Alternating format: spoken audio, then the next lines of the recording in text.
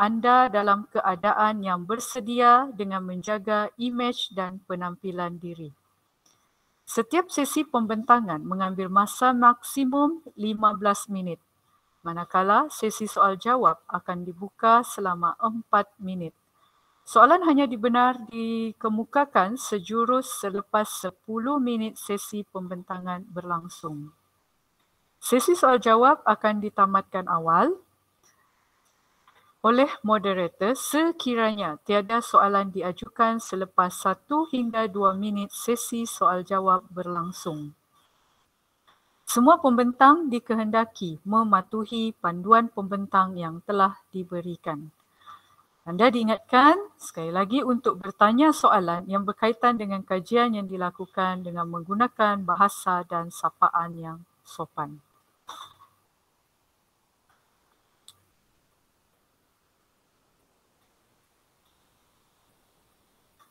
Saya harap semua pembentang telah bersedia.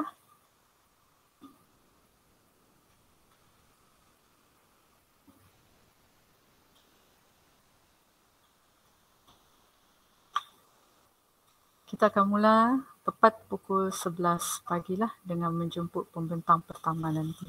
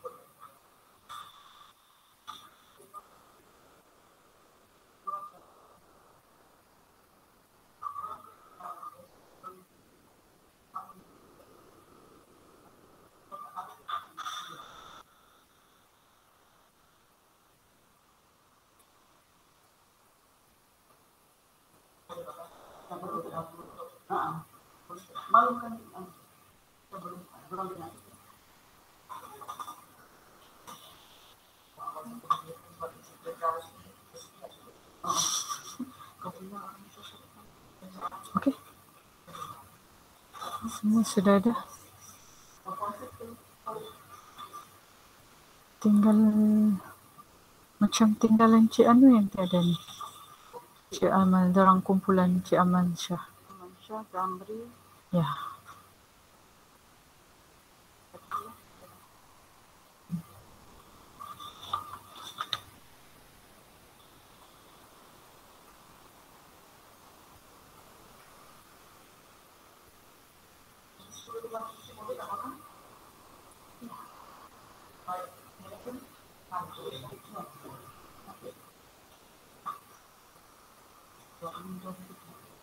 Ini.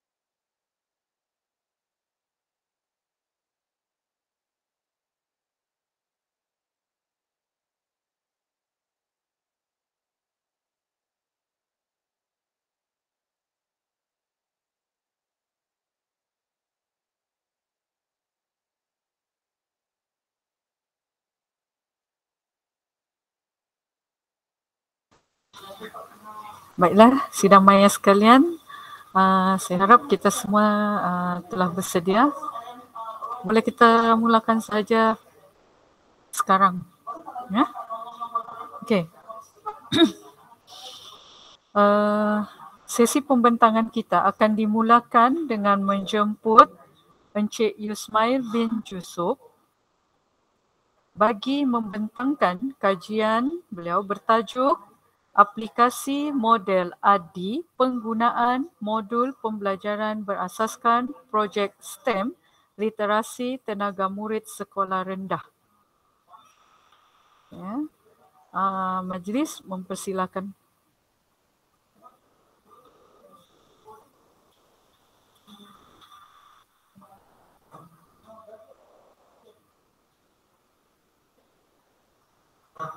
Puan Remy?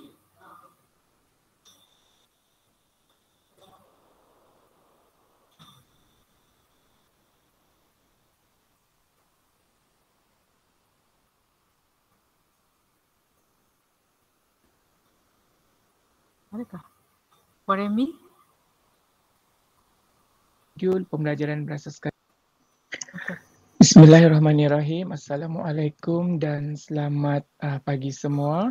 Okay, baik, nama saya Yusmail bin Jusuf. Bersama-sama dengan pensyarah saya, Profesor Dr. Sabaria Sharif daripada Universiti Malaysia Sabah.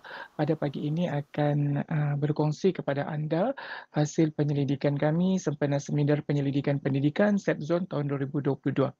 Okey, baik. Tajuk penyelidikan yang kami ingin kongsikan pada hari ini adalah berkaitan dengan aplikasi model ADI, pembangunan modul pembelajaran berasaskan projek STEM, literasi tenaga murid sekolah rendah.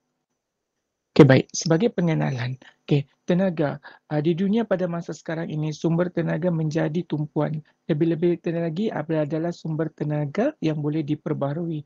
Kerana sumber tenaga boleh diperbarui ini adalah dapat mengurangkan pembebasan gas rumah hijau, di mana kita dapat tahu bahawa pembebasan gas rumah hijau ini adalah punca kepada pemanasan global dan menjadi ancaman kepada bumi pada masa sekarang. Oleh itu, melalui pendidikan tenaga, program pendidikan tenaga ini dapat bertujuan untuk meningkatkan literasi tenaga murid yang dikaitkan dengan pengetahuan, afektif dan juga tingkah laku murid melalui amalan pembelajaran. Daripada kurikulum tenaga pula, daripada Kementerian Pendidikan Malaysia melalui bahagian pembangunan kurikulum telah memasukkan topik tenaga ke dalam kurikulum sejak di peringkat sekolah rendah lagi. Manakala kaedah PDP pula pada masa sekarang terdapat pelbagai strategi PDP abad ke-21 digunakan oleh guru-guru di sekolah, dan antaranya ialah pengintegrasikan pendidikan STEM dengan pelbagai kaedah pengajaran yang sedia ada. Okay, baik. Penyataan masalah kepada kajian ini adalah pertama sekali adalah melalui pengetahuan murid. Okey, pertama sekali murid dapati bahawa konsep dan juga tenaga sukar untuk difahami dan dikuasai oleh murid. Dan guru juga telah memilih topik tenaga sebagai topik yang sukar untuk dikuasai kajian oleh Nur Azidawati pada tahun 2019. Selain itu, tenaga juga merupakan satu konsep sains yang bersifat abstrak, ya, dan sukar menjadi konkret khususnya kepada murid yang berusia di umur 10 hingga 12 tahun. Selain itu, daripada sikap dan tingkah laku murid juga didapati bahawa sikap dan tingkah laku murid terhadap tenaga dan juga penjimatan tenaga masih lagi kurang memuaskan. Selain itu, murid juga didapati bahawa kurang sikap dan kesedaran mereka terhadap tenaga. Dari segi aspek pengajaran guru pula, didapati bahawa pengajaran guru pada masa kini didapati gagal menghubungkan konsep tenaga dan juga isu yang berkaitan tenaga. Dan didapati juga bahawa guru-guru masih banyak mengamalkan pengajaran konvensional. Dari aspek modul integrasi STEM pula, modul yang menggunakan intervensi pendekatan STEM masih lagi kurang dijalankan di Malaysia. Oleh itu, objektif kajian ini adalah berfokuskan kepada pembangunan modul pengajaran dan pembelajaran berasaskan projek dengan mengintegrasikan strategi PDP STEM dengan menggunakan model reka bentuk ADI. Selain itu, objektif kajian ini juga ada menyasarkan kepada pengukuran kesahan kandungan dan juga kebolehpercayaan modul.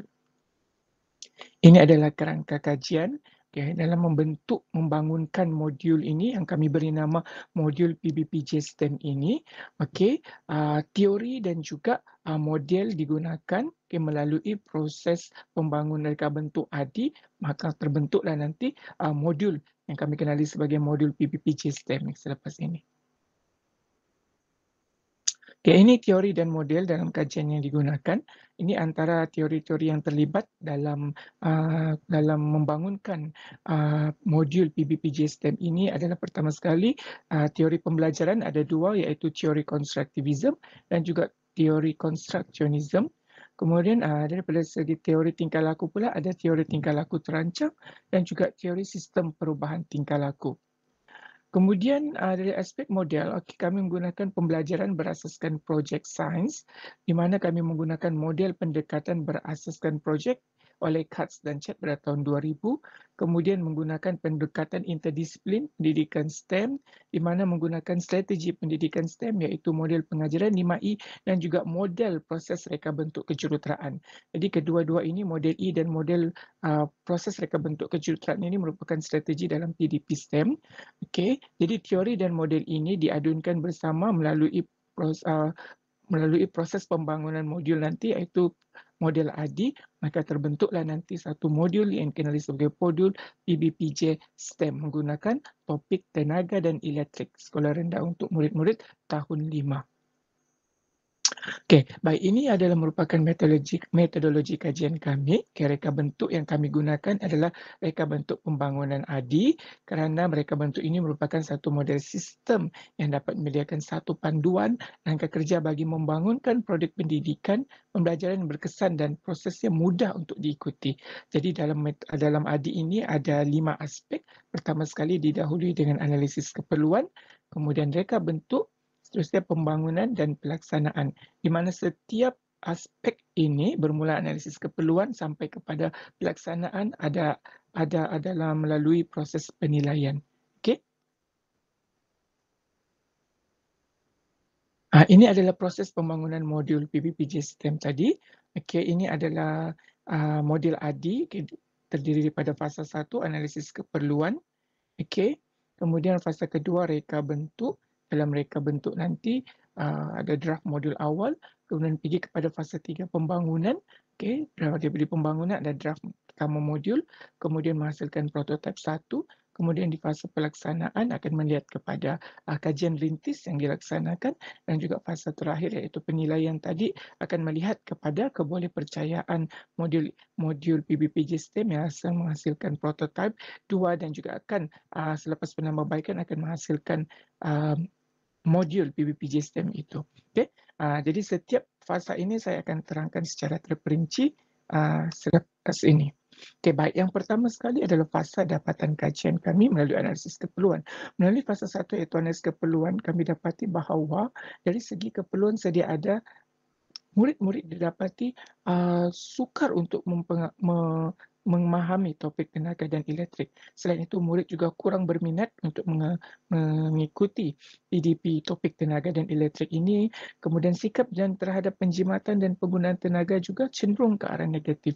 Selain itu, didapati bahawa juga dalam analisis keperluan ini, pembelajaran guru lebih berpusatkan kepada guru semata-mata, dan mereka juga katakan bahawa tiada pendedahan dan panduan khas kepada penerapan pengajaran STEM. Jadi daripada keperluan asas yang diperlukan oleh guru dan murid adalah murid-murid guru mahukan satu aktiviti berkumpulan, iaitu melalui aktiviti projek sains menggunakan peralatan teknologi dan juga ICT semasa, dan juga murid-murid sebenarnya berminat untuk mengikuti aktiviti STEM ini, dan guru juga berkeinginan untuk membuat pengajaran STEM, dan guru mencadangkan agar panduan PDP STEM yang akan dibangunkan mestilah mengandungi panduan guru dan aktiviti murid dengan menggabungkan beberapa topik. Okey. Jadi ini adalah fasa kedua, iaitu mereka bentuk. Dapatan kajian daripada mereka bentuk ini dimulakan dengan penulisan objektif, di mana untuk membentuk modul tadi, maka penulisan objektif modul perlu ditetapkan, iaitu pertama sekali adalah untuk meningkatkan pencapaian sains dalam topik tenaga untuk murid-murid, topik dan elektrik untuk murid-murid. Kemudian objektif kedua adalah meningkatkan sikap positif terhadap penggunaan tenaga, dan juga yang ketiga adalah meningkatkan tingkah laku positif terhadap penjimatan tenaga. Objektif pembelajaran adalah diperolehi daripada kurikulum di SKP Sains Edisi Semakan 2017 itu sendiri. Baik, untuk strategi pengajaran dan pembelajaran yang ditetapkan dalam fasa mereka bentuk ini, ada beberapa buah teori dan model seperti yang saya telah tunjukkan sebelum ini di reka bentuk pembangunan model ini. Okay? Ini adalah antara teori dan juga model yang digunakan untuk membangunkan modul ini.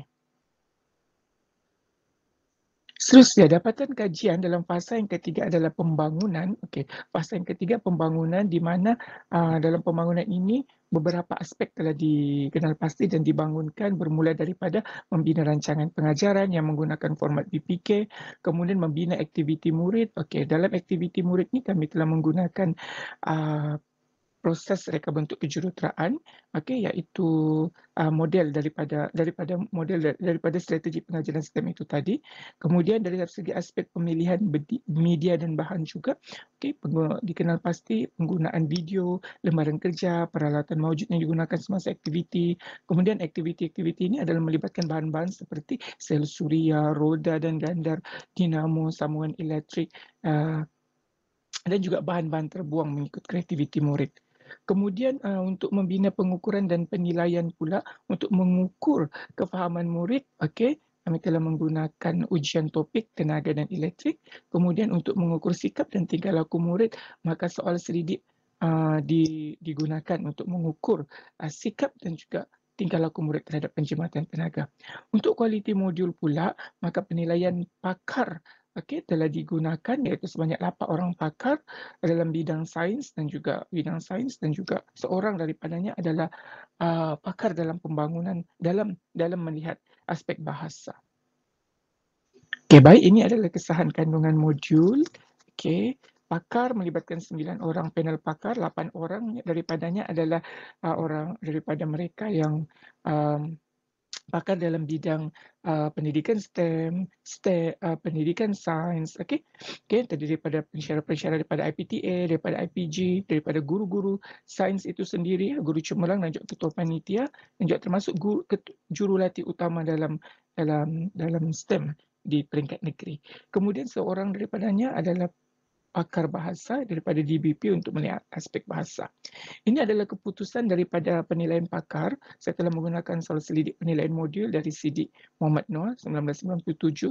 Okay, hasil daripada 6 penyataan ini didapati bahawa kesahan kandungan kepada modul ini semua di atas 85, di mana setiap daripadanya adalah interpretasinya adalah diterima, ya. Daripada aspek menepati sasaran, daripada aspek masa yang digunakan bersesuaian, kandungan ini dapat meningkatkan pencapaian murid, kandungan modul ini dapat meningkatkan sikap positif murid terhadap tenaga, dan juga dapat meningkatkan tingkah laku positif murid terhadap tenaga. Ini dapatan kajian dari aspek pelaksanaan pula, iaitu implement. Untuk aspek pelaksanaan, saya telah menjalankan satu kajian rintis untuk modul PBPJ STEM ini di salah sebuah sekolah di daerah Kota Kinabalu, melibatkan 1 orang guru dan 35 orang murid selama 4 minggu. Okay, instrumen penilaian modul ini semasa proses fasa pelaksanaan ini saya telah menggunakan soal selidik murid dan juga temu bual terhadap guru dan juga murid yang telah menggunakan prototype modul ini semasa fasa pelaksanaan. Kemudian hasil daripada penilaian, okey, hasil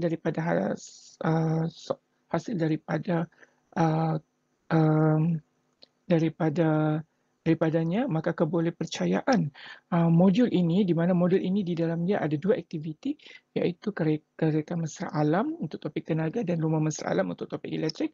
Okay, kelompok alfa adalah 0.74 dan 0.71, keseluruhan adalah 0.85. Maka nilai 0.85 ini mempunyai nilai kebolehpercayaan yang boleh diterima, ya. Okey, akhir sekali adalah perbincangan. Jadi hasil daripada modul pembangunan modul PBPJ STEM ini bermula daripada isu tadi, memang wujud isu dan permasalahan kepada literasi dan juga pembelajaran STEM. Kemudian kajian-kajian lepas juga mendapati bahawa peningkatan pencapaian serta perubahan sikap tingkah laku boleh berlaku jika kita menggunakan pembelajaran menggunakan modul. Kemudian pembangunan modul, reka bentuk pembangunan ADIS menjadi satu garis panduan dalam reka bentuk membangunkan modul yang mengintegrasikan pendidikan STEM, dan juga matlamat modul itu sendiri adalah untuk meningkatkan pencapaian dalam topik tenaga dan elektrik, dan juga meningkatkan sikap positif terhadap tenaga dan tingkah laku terhadap penjimat dan elektrik. Kesimpulannya, pengkaji telah menguraikan tentang semua pembangunan modul melalui 5 fasa dalam ADIS itu tadi, maka terbentuklah satu modul PBPJ STEM yang telah dihasilkan. Jadi kesimpulannya, dapat PBPJ sesuai digunakan bagi tujuan kajian yang seterusnya, ada tujuan menilai kepada keberkesanan modul pula di peringkat sekolah rendah. Khusus untuk menilai kepada literasi tenaga murid. Jadi ini adalah aturan modul. Ini modul yang telah dihasilkan, dibangunkan, ini muka hadapan, terdiri daripada kandungan, terdapat kerangka konseptual modul, ada dapat langkah-langkah melaksanakan modul, ada panduan guru dan juga lembaran aktiviti murid. Ini adalah gambar semasa kajian rintis modul dilaksanakan. Okey, itu sahaja daripada saya. Sekian dan terima kasih.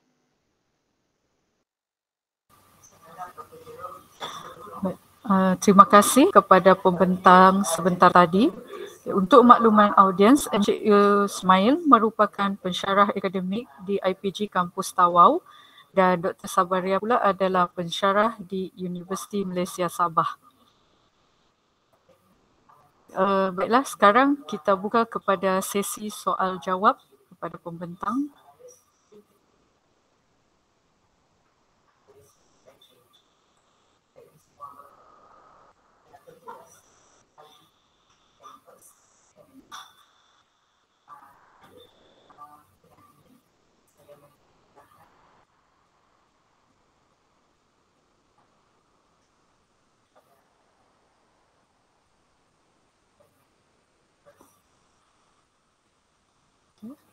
Ada sesi soal jawab? Ada yang ingin bertanya kepada Encik Ismail?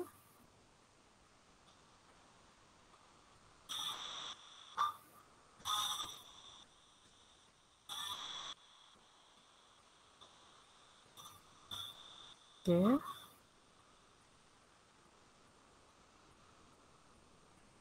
Begitu menarik sesi pembentangan.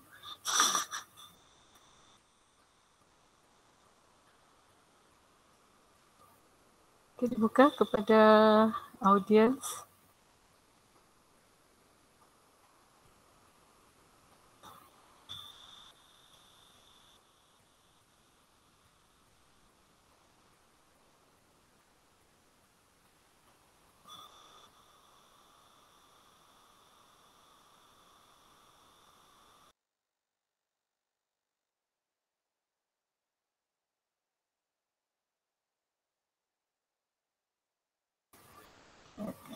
Kita tunggu seketika, mungkin ada yang capaian internet yang tidak baik kepada audiens.